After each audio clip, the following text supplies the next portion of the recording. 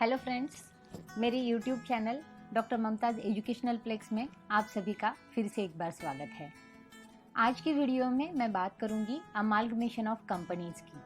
हम लोग देखेंगे कि अमालगमेशन में हम लोग परचेस कंसिडरेशन कैसे बना सकते हैं या फिर अमाउंट पेएबल कैसे कैलकुलेट होती है। तो दोस्तों चलिए आगे बढ़ते हैं। सबसे पहले हम लोग जानेंगे एक क्वेश्चन जिसके ऊपर से हमें इंफॉर्मेशन मिलेगी और हम लोग उसके ऊपर से अपना परचेस कंसिडरेशन कैलकुलेट करेंगे। परचेस कंसिडरेशन को ही अमाउंट पेएबल भी कहा जाता है दोस्तों। तो चलिए शुरुआत करते हैं अपनी प्रॉब्लम से। आपके सामने प्रॉब्लम रखा है, हम एक बार उसे बहुत केयरफुली रीड कर लेंगे। A company limited and B company limited agreed to amalgamate and form a new company, C company limited.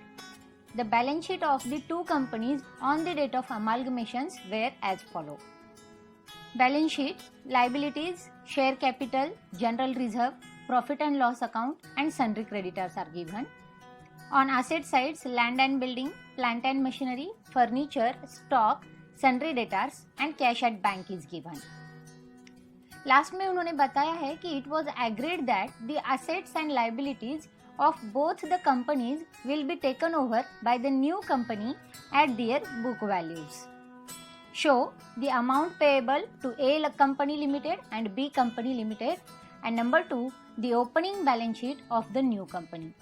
दोस्तों जैसे कि मैं हर बार कहती हूँ, अकाउंट्स में किसी भी प्रॉब्लम की सॉल्यूशन में जाने के लिए हमें सबसे पहले अपना जो अकाउंटिंग प्रॉब्लम होता है, अपना जो अकाउंटिंग इलस्ट्रेशन होता है, उसे बहुत ही ध्यान देकर पढ़ना चाहिए.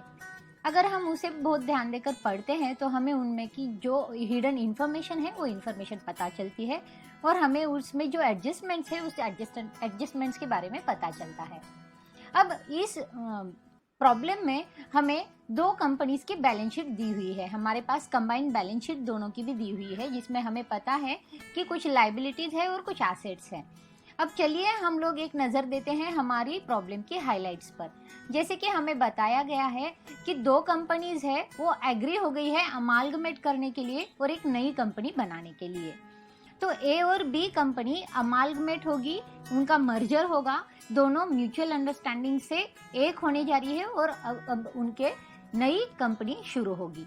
तो सी कंपनी जब शुरू होगी तो हमें अमालगमेशन में सबसे पहले दो कंपनीज जो ऑलरेडी एग्जिस्टिंग थी उन्हें बंद करना होता है और हम उन दोनों को बंद करके उन दोनों से मिलकर नई कंपनी यानी कि तीसरी कंपनी शुरू करते हैं. तो वो दो कंपनी एग्री हो गई है अमालगमेशन के लिए और न्यू कंपनी फॉर्म करने के लिए. अब बैलेंस शीट में हमारे पास सब आइटम्स है. आगे हमें बताया जाता है कि दोनों भी कंपनियां एग्री करती है अपने सारे एसेट्स और लाइबिलिटीज अपनी बुक वैल्यू पर नई कंपनी को देने के लिए. इसका मतलब ये होता है कि इनके जो एसेट्स और लाइबिलिटीज है वो नई कंपनी को वो एज इट इज दे रहे हैं और उनकी बुक वैल्यूज पर दे रहे हैं. तो दोस्तों हमारे लिए इन्फॉर्मेशन बहुत ज़रूरी है क्योंकि हमारी नई कंपनी जो फॉर्म होगी तो उस नई कंपनी में हम लोगों को ये एसेट्स और ये लाइबिलिटीज परचेस करने होंगे और ये जब हम परचेस करेंगे तो ये हमें बुक वैल्यूज पर परचेस करने हैं. दोस्तों अब हमारे सामने प्रॉब्लम है, बहुत ही सिंपल प्रॉब्लम है और बहुत ही सिंपल तरीका है हमारा परचेस कंसिडरेशन कैलकुलेट करने का. तो ये बहुत ही अच्छा प्रॉब्लम हमारे सामने है. अब जैसे कि हमें पता है लाइबिलिटी साइड में 4 आइटम्स दिख रहे हैं हमें और एसेट साइड में 6 एसेट्स हमें दिख रहे हैं. अब इनमें से सब चीज़ें हम लोगों को बताया गया है कि all the liabilities and all the assets will be taken over. तो हम लोग शुरुआत करते हैं हमारी सॉल्यूशन पार्ट को यानी कि हमारे परचेस कंसिडरेशन को. तो हमारा परचेस कंसिडरेशन कैलकुलेट करने के लिए सबसे पहले हमें करना है एक फॉर्मेट तैयार. बहुत ही सिंपल सा फॉर्मेट है दोस्तों. ये फॉर्मेट होगा 3 कॉलम का जिसमें पहला कॉलम होगा पर्टिकुलर्स का, दूसरा कॉलम होगा ए कंपनी का और तीसरा कॉलम होगा बी कंपनी का.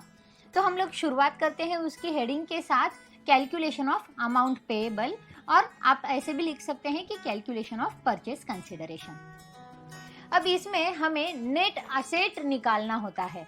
तो सबसे पहले हम लोग क्या करेंगे कि हमारी फॉर्मेट से शुरू करेंगे और फॉर्मेट लिखने के बाद हम सबसे पहले हमारे एसेट्स लिख देंगे. अब जब एसेट्स लिख देंगे तो दोनों भी कंपनी के जो एसेट्स है वो एसेट्स हमें लेने हैं. तो ए कंपनी की लैंड एंड बिल्डिंग और बी कंपनी की भी लैंड एंड बिल्डिंग है, तो फिर दोनों की भी लैंड एंड बिल्डिंग हम ले लेते हैं। अब ए कंपनी की लैंड एंड बिल्डिंग जो थी वो 40,000 की थी, तो हम लोगों ने वो अमाउंट वहां पर लिख दी है।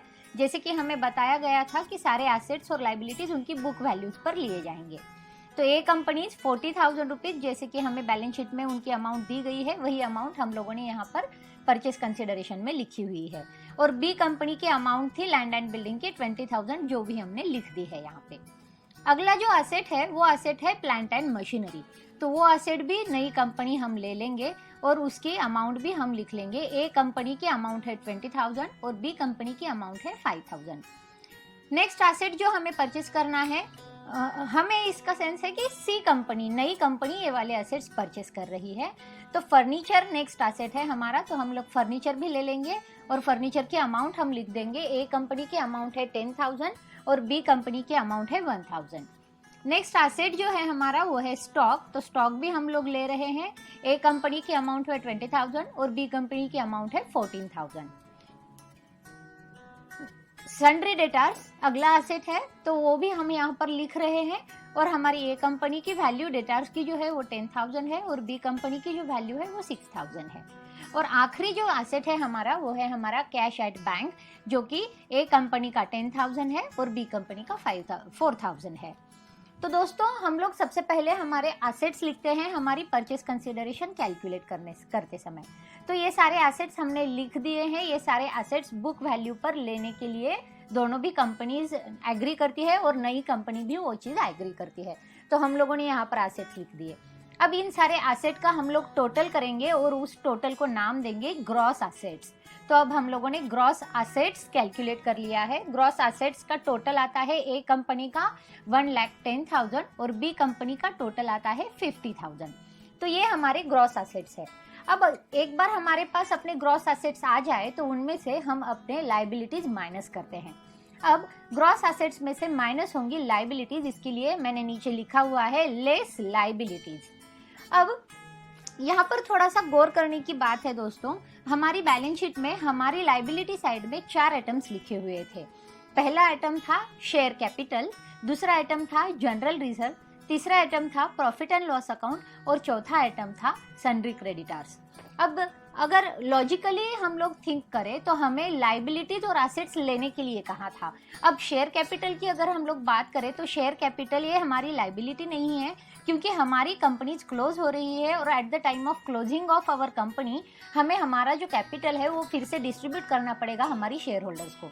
तो हमारा शेयर कैपिटल जो है वो डिस्ट्रीब्यूट होगा, शेयर होल्डर के पास चला जाएगा, तो वो नई कंपनी नहीं ले सकती है। अब रही बात जनरल रिजर्व और प्रॉफिट एंड लॉस अकाउंट की, तो जनरल रिजर्व और प्रॉफिट एंड लॉस अकाउंट दोनों भी अनडिस्ट्रीब्यूटेड प्रॉफिट्स है हमारी कंपनी के। जैसे कि profit and loss account liability side में दिखता है तो इसका मतलब है कि वो प्रॉफिट की अमाउंट है, और जनरल रिजर्व में रिजर्व भी है तो वो अनडिस्ट्रीब्यूटेड प्रॉफिट्स है। तो ये दोनों भी चीजें शेयर होल्डर्स के अकाउंट में क्रेडिट हो जाएंगी, क्योंकि ये दोनों चीजें शेयर होल्डर्स की है और वो शेयर होल्डर्स को डिस्ट्रीब्यूट हो जाएंगी। तो ये दोनों भी हमारी कंपनी की लाइबिलिटीज नहीं है दोस्तों, इसके लिए हम इन्हें लाइबिलिटीज में कंसिडर नहीं कर सकते। तो हमारे पास सिर्फ एक लाइबिलिटी बचती है दोनों भी कंपनीज में। ए कंपनी के पास भी सन्ड्री क्रेडिटर्स है और बी कंपनी के पास भी सन्ड्री क्रेडिटर्स है, तो ये वाली लाइबिलिटी हम लोग ले लेंगे। यानी कि नई कंपनी जो सी कंपनी है उसके पास अब लाइबिलिटी होगी सन्ड्री क्रेडिटर्स की। तो हमारी जो लाइबिलिटी है वो हम यहाँ पर लिख देंगे सन्ड्री क्रेडिटर्स। अब सन्ड्री क्रेडिटर्स जो ए कंपनी के 40,000 थे और बी कंपनी के 10,000 थे, तो उनकी अमाउंट भी हमने लिख दी है यहाँ पे। अब हमारे पास ग्रॉस एसेट है, हमारे पास ग्रॉस एसेट में से अभी हमारी लाइबिलिटीज भी आ चुकी है, तो लाइबिलिटीज हम हमारे ग्रॉस एसेट में से माइनस कर देंगे ताकि हमें हमारे नेट एसेट कितने हैं ये पता चल सके। तो हम हमारी नेट एसेट कैलकुलेट करेंगे after subtracting our liabilities from our gross assets. तो हमारे नेट एसेट्स आएंगे 1,10,000 ग्रॉस एसेट थे ए कंपनी के, माइनस 40,000 लाइबिलिटी थी, तो अमाउंट आती है 70,000। और बी कंपनी के एसेट्स थे 50,000 और लाइबिलिटी थी 10,000, तो माइनस करने के बाद अमाउंट आती है 40,000 रुपीज। दोस्तों ये जो नेट एसेट की अमाउंट आई हुई है, इसी को हम लोग अमाउंट पेएबल कहते हैं या फिर इसी को हम लोग परचेस कंसिडरेशन कहते हैं। अब ये जो अमाउंट आई हुई है, ये अमाउंट नई कंपनी जो है यानी कि सी कंपनी जो है वो कंपनी ए और कंपनी बी को देने के लिए राजी होगी। इसका मतलब है कि सी कंपनी को ए कंपनी का और बी कंपनी का अगर बिजनेस टेक ओवर करना है तो उन्हें वो बिजनेस टेक ओवर करने के लिए ए कंपनी को 70,000 रुपीज़ देने पड़ेंगे और बी कंपनी को 40,000 रुपीज़ देने पड़ेंगे। वो कैसे देते हैं वो हमने कैलकुलेट करके निकाला है। तो दोस्तों इतनी सिंपल तरह से हम लोग हमारा परचेस कंसिडरेशन कैलकुलेट कर सकते हैं।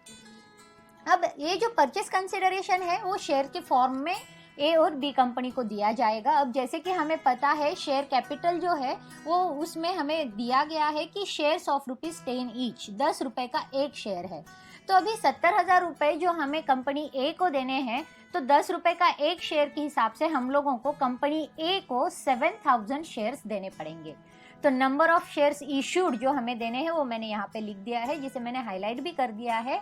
तो 10 रुपए का एक शेयर है तो हमें शेयर्स देने होंगे 7,000 कंपनी ए को और बी कंपनी को 4,000 शेयर्स देने होंगे।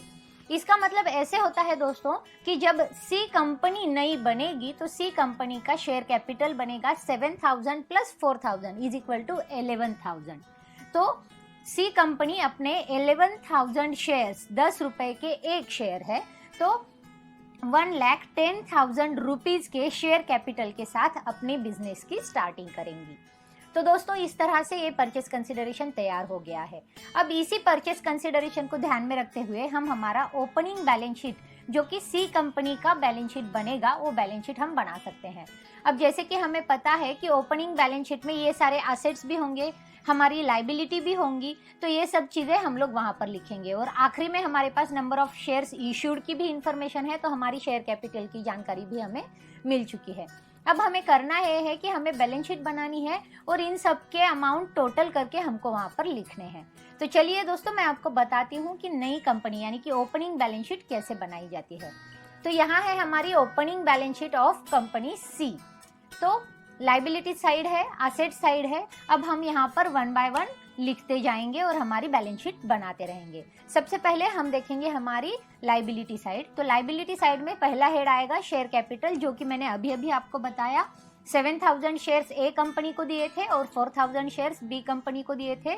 तो इन टोटल हमारे 11,000 शेयर्स डिस्ट्रीब्यूट हो चुके हैं और वो 10 रुपए के एक थे, तो उसकी अमाउंट बनेगी 1,10,000। तो शेयर कैपिटल और उसकी अमाउंट है 1,10,000।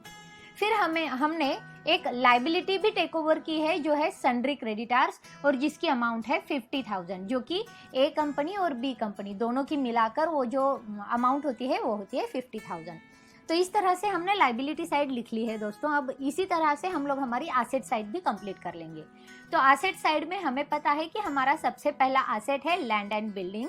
तो लैंड एंड बिल्डिंग हम लोग यहाँ पे लिख देंगे और उसकी अमाउंट हम लोग यहाँ पे लिख देंगे। ए और बी कंपनी दोनों की मिलके लैंड एंड बिल्डिंग जो थी वो है 60,000 रुपीज, तो वो हम लोग यहाँ पर लिख देंगे। नेक्स्ट एसेट हमारा है जो नई कंपनी में हम लोगों ने टेक ओवर किया है वो है प्लांट एंड मशीनरी। ए और बी कंपनी की मिला के उसकी अमाउंट होती है 25,000, तो वो हम लोग यहाँ पर लिख देते हैं। नेक्स्ट एसेट है फर्नीचर, वो भी हम लोग यहाँ पे लिखते हैं। दोनों कंपनीज की मिलाकर उसकी अमाउंट होती है 11,000। स्टॉक और उसकी अमाउंट है 34,000। सन्ड्री डेटार्स उसकी अमाउंट है 16,000। और लास्ट हमारा जो एसेट है वो है कैश एट बैंक और दोनों कंपनीज की मिलाकर हमने 14,000 कैश एट बैंक जो था वो टेक ओवर कर लिया है दोस्तों। अब हम लोग अगर ये बैलेंस शीट क्लोज करेंगे तो हम लोगों की बैलेंस शीट टैली हो जाएंगी, क्योंकि हमारे पास शेयर कैपिटल है और हमारे पास सब एसेट्स भी है। तो दोनों साइड का टोटल जो होता है वो आएगा 1,60,000। तो दोस्तों इस तरह से हम लोगों ने हमारी ओपनिंग बैलेंस शीट बना दी है। यहाँ पे मैं एक चीज़ फिर से रिपीट करना चाहूँगी दोस्तों, हमें प्रॉब्लम में बैलेंस शीट में जनरल रिजर्व और प्रॉफिट एंड लॉस अकाउंट भी दिया हुआ था। अब वो दो आइटम्स अगर हम लोग ऐसे सोचे कि वो दो आइटम्स हम लोग ले लेते हैं, तो आप थोड़ा सा इमेजिन कीजिए दोस्तों कि ये जो बैलेंस शीट है ये ओपनिंग बैलेंस शीट है, जहाँ की सी कंपनी का बिजनेस अभी तक शुरू नहीं हुआ है और इसके ओपनिंग बैलेंस में अगर जनरल रिजर्व या प्रॉफिट एंड लॉस अकाउंट जैसे आइटम्स अगर दिखेंगे तो वो थोड़ा और लगेगा, क्योंकि जिसका अभी तक बिजनेस ही शुरू नहीं हुआ उसके पास प्रॉफिट कैसे आएगा और उसके पास रिजर्व कहाँ से मेंटेन होगा। तो दोस्तों ये थी हमारी एक ट्रिक वाली बात या फिर लॉजिक वाली बात कि हमारा वो जो जनरल रिजर्व और प्रॉफिट एंड लॉस अकाउंट है वो हमारा अनडिस्ट्रीब्यूटेड प्रॉफिट है और उस पर हमारी शेयर होल्डर्स का हक बनता है, तो इसलिए वो चीज़ें यहाँ पर नहीं आएंगी। तो दोस्तों बहुत ही आसान है हमारा परचेस कंसिडरेशन करना। मैं उम्मीद करती हूँ कि आप सभी को अमाउंट पेएबल या फिर परचेस कंसिडरेशन कैसे कैलकुलेट करते हैं ये अच्छे से समझ गया होगा। अगर आपको कोई किसी भी चीज़ की बारे में जानकारी चाहिए हो तो आप कमेंट बॉक्स में अपने कमेंट छोड़ सकते हैं। दोस्तों अगर आपने मेरी चैनल को सब्सक्राइब नहीं किया है तो प्लीज़ सब्सक्राइब बटन ऑन करें और बेल आइकन दबाना ना भूलें ताकि आपको मेरे अपकमिंग वीडियोस के बारे में जानकारी मिलती रहेगी। प्लीज़ मेरी वीडियो को लाइक और शेयर करें और मेरा वीडियो आपको कैसे लगा कमेंट बॉक्स में बताना ना भूलें। तो दोस्तों देखते रहिए, फिर मिलेंगे अगले वीडियो में। इसके पहले मैंने एक वीडियो बनाया था जो था अमालगमेशन, जिसमें मैंने थ्योरेटिकल कंसेप्ट यानी कि basic concepts of amalgamation of company accounts के बारे में बताया गया है। तो आप सब लोग उस वीडियो पर भी जा सकते हैं और उस वीडियो को देख सकते हैं ताकि आपको पता चले कि अमालगमेशन होता क्या है। उसमें मैंने डिटेल में हर चीज़ बताई हुई है। और दोस्तों यही अमालगमेशन का परचेस कंसिडरेशन जो सॉल्व प्रॉब्लम है वो मैंने और एक वीडियो में बनाया है जिसमें मैंने सारी जानकारी इंग्लिश में दी हुई है। तो आप इंग्लिश में अगर ये वीडियो देखना चाहते हैं तो दी हुई लिंक के ऊपर प्रेस करिए और आप उस वीडियो तक जा सकते हैं। तो दोस्तों फिर से मिलेंगे अमालगमेशन के नए प्रॉब्लम के साथ, तब तक के लिए देखते रहिए, सब्सक्राइब कीजिए।